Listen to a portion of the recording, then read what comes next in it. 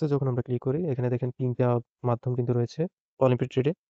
তো এই ৩ টা মাধ্যম নিয়ে আমি আপনাদেরকে আগে বোঝানোর চেষ্টা করব। এখানে আসলে ট্রেডটা কিভাবে ধরে, কিভাবে আসলে কাজ করে বা কিভাবে আসলে ইনকামটা হয়, তো সে বিষয়ে আজ আলোচনা করব। তো আপনাদেরকে ১ম এ বলে রাখি, যারা অ্যাকাউন্ট ক্রিয়েট করতে চান বা যারা অ্যাকাউন্টে ডিপোজিট করতে চান আ অলিম্পিক ট্রেডে, তারা হচ্ছে আমাদের এই হ্যালো ভিউয়ার্স, সবাই কেমন আছেন? আশা করি ভালো আছেন। তো অলিম্পিক ট্রেডে কিভাবে আসলে ট্রেডিং করতে হয়, কিভাবে এখানে কাজ করতে হয়, কিভাবে আসলে ইনকাম করতে হয়। দেখেন বাইনারি ট্রেডিং প্ল্যাটফর্মগুলো প্রায় সেম। আপনি অলিম্পিক ট্রেড বলেন, এক্সপার্ট অপশন বলেন, পকেট অপশন বলেন, কোয়েটেক্স বলেন, এগুলো কিন্তু বাইনারি ট্রেডিং অপশন। এগুলো কিন্তু প্রায় সেম। তো এখানে আসলে ট্রেডটা কিভাবে ধরে, কিভাবে আসলে কাজ করে বা কিভাবে আসলে ইনকামটা হয়, তো সে বিষয়ে আজ আলোচনা করব।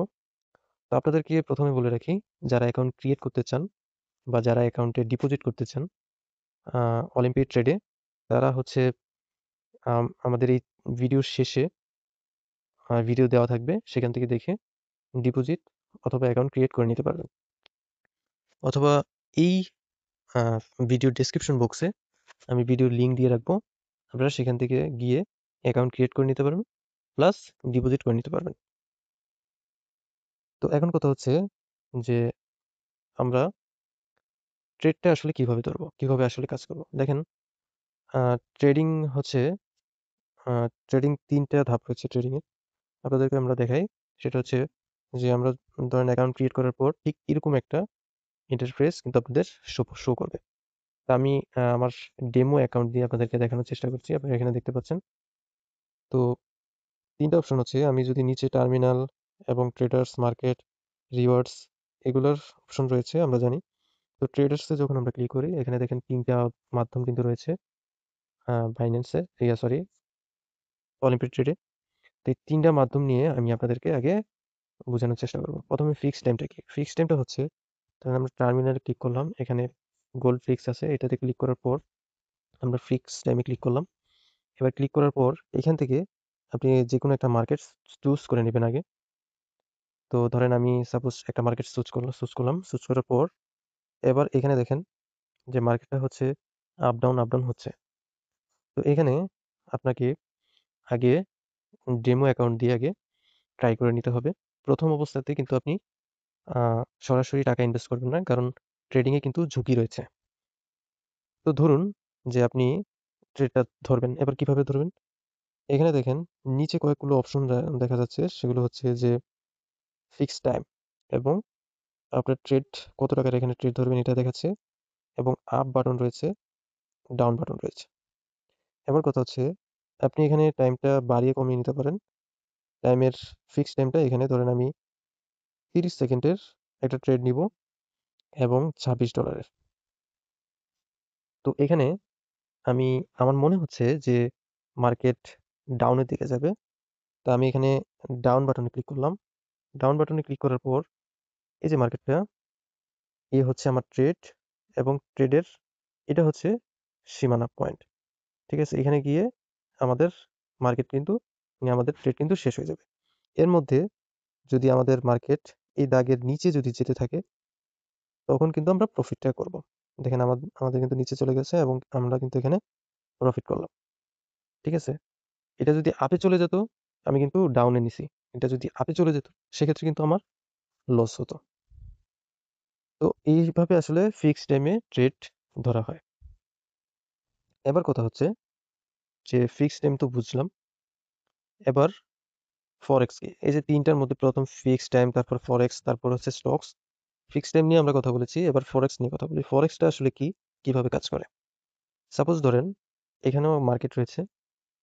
এবার এগুলোর মার্কেটে যেমন ধরেন সাপোজ গোল্ড, এটার কিন্তু রেটটা আপ ডাউন করতেছে।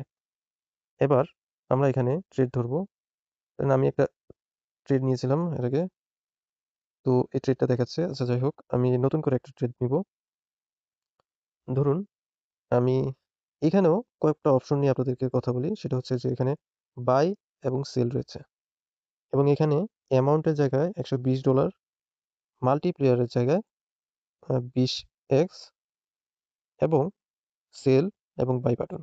তো এখানে দেখেন একটা অপশন রয়েছে, এটাতে যদি ক্লিক করেন, এখানে দেখবেন যে ভলিউম দেওয়া আছে, সরি, ভলিউমটা আপনি আপ ডাউন করে নিতে পারেন।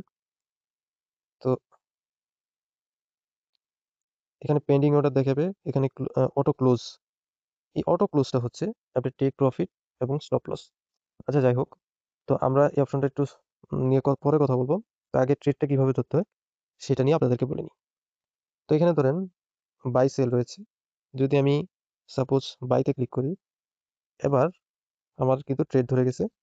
আমি এবার কি করব, এই ট্রেড ধরা অপশনটা যেটা, এটা আমার ট্রেডটা, এটাতে একটা ক্লিক করার পর এটার যে প্রফিট এবং লস এটা কিন্তু এখানে অটোমেটিক বাড়ছে কমছে এবং শো করতেছে।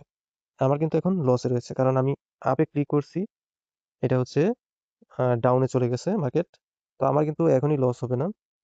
আমার যতক্ষণ না আমি $120 ট্রেড নিয়েছি, যতক্ষণ না আমার $120 শেষ হচ্ছে, ততক্ষণ পর্যন্ত আমার কিন্তু লস হবে না। তো এটা কিন্তু একবারেই আপনার লস হবে না, এটা অনেকটা সময় নেবে, যতটা সময় মার্কেট নিচে নামবে না। তার মানে হচ্ছে যে আমার হতাশ হওয়ার কিছু নেই। মার্কেটটা আবার উপরের দিকে গেলে আমার কিন্তু এটা এখানে প্রফিট দেখাবে। এখানে দেখেন আমি $117, মানে আমি এখন $2.70 লসে রয়েছি। মার্কেটটা দেখেন আস্তে আস্তে আবার উপরের দিকে আসবে। যখন উপরের দিকে আসবে তখন কিন্তু আমার প্রফিট দেখাবে। যখন আমার প্রফিট দেখাবে তখন যদি আমি এই ট্রেড ক্লোজ এর মধ্যে ক্লিক করি, তখন কিন্তু আমার ট্রেডটা ক্লোজ হয়ে যাবে। যখন ট্রেডটা ক্লোজ হয়ে যাবে তখন এখানে দেখাবে যে কত টাকা আমার প্রফিট হয়েছে বা হচ্ছে। দেখেন এখন কিন্তু মার্কেট আস্তে আস্তে আমার ট্রেড, এখানে মার্কেট কিন্তু উপরের দিকে উঠে যাচ্ছে এবং এটা কিন্তু আস্তে আস্তে উপরের দিকে উঠে যাবে। তখন আমার প্রফিট আস্তে আস্তে শুরু হবে, তখন আমি কিন্তু এখান থেকে প্রফিট নিতে পারবো। তার মানে হচ্ছে ফরেক্স ট্রেডিং এ আপনার সাথে সাথেই লস অথবা প্রফিট হয় না। আপনি ট্রেড ধরার পর লস এবং প্রফিট এটা আপনি দুটোই দেখতে পাবেন। এবং ফরেক্স ট্রেডিং এ কিন্তু লসের পরিমাণটা অনেকাংশে কম হয়, আবার প্রফিটের ইয়াটাও কিন্তু অনেকাংশে কম কম হয়। এখানে কিন্তু হচ্ছে আপনার লসও কম, প্রফিটও কম। মানে এক কথায় বলতে রিস্কটা অনেকটা কম থাকে আরকি। আচ্ছা যাই হোক, এবার আপনারা বুঝতে পারছেন যে ফরেক্স ট্রেডিংটা কি।